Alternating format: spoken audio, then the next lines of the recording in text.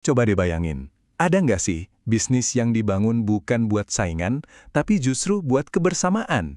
Nah, kali ini kita bakal bedah tuntas satu model bisnis yang unik banget dan asli Indonesia. Koperasi.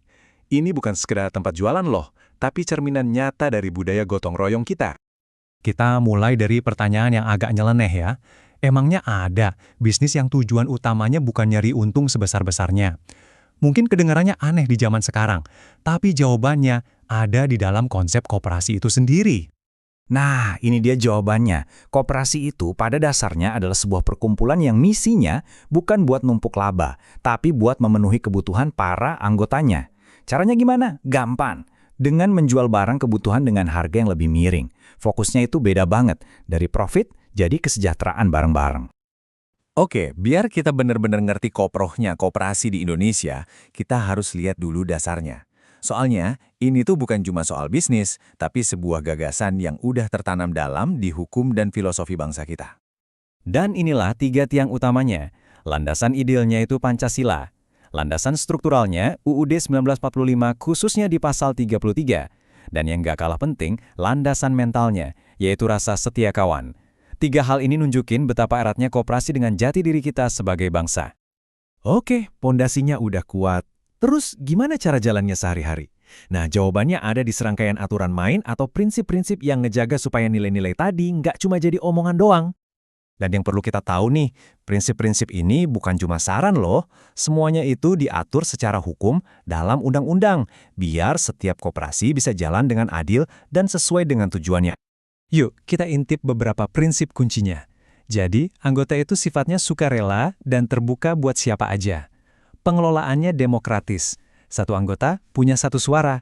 Dan yang paling keren, sisa hasil usaha atau gampangnya keuntungan itu dibagiin secara adil.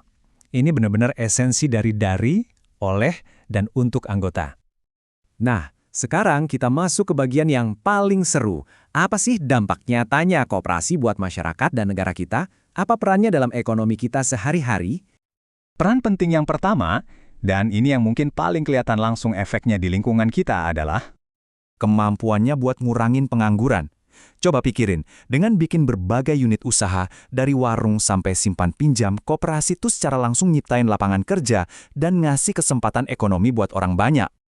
Nah, dari situ, efek dominonya jalan terus ke peran penting yang kedua, yaitu ngembangin kegiatan usaha masyarakat. Jadi koperasi itu nggak cuma mikirin bisnisnya sendiri, tapi dia juga jadi semacam pendorong, ngasih dukungan dan sumber daya biar usaha para anggotanya juga ikut tumbuh. Biar gampang, kita ambil contoh petani ya. Lewat koperasi, dia bisa beli alat-alat tani dengan harga yang jauh lebih murah. Hasilnya, wah, jelas usahanya jadi bisa lebih maju dan produktif. Ini nih dampak nyata yang kerasa banget di level bawah. Nah, waktu usaha-usaha kecil ini mulai tumbuh, dampaknya jadi makin gede lagi. Dan ini ngebawa kita ke peran ketiga yang fundamental banget, Yaitu memperkukuh perekonomian rakyat. Disinilah koperasi jadi sokoguru atau tiang penyangga utama ekonomi kita. Logikanya kan, kalau ekonomi di tingkat rakyat udah kuat, ya fondasi ekonomi negara secara keseluruhan juga jadi makin kokoh. Dan puncaknya, semua ini ngarah ke satu ide yang gede banget, yaitu peran keempat yang akan kita bahas. Yaitu menciptakan demokrasi ekonomi. Ini konsep yang keren banget. Maksudnya apa tuh? Artinya, rakyat itu bukan cuma jadi penonton pembangunan, tapi jadi pemain utamanya. Pemerintah bantu, tapi kendali ekonominya ada di tangan rakyat.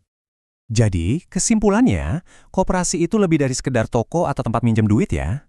Ini tuh semacam alat perjuangan ekonomi yang dibangun pakai asas kekeluargaan dan akarnya kuat banget di DNA bangsa Indonesia. Ini nih yang bikin kita mikir buat ke depannya. Dengan semua potensi dan peran penting ini, kira-kira koperasi sanggup nggak ya jadi tulang punggung ekonomi Indonesia di masa depan? Sebuah pertanyaan yang menarik buat kita pikirin bareng-bareng. Terima kasih sudah menyimak.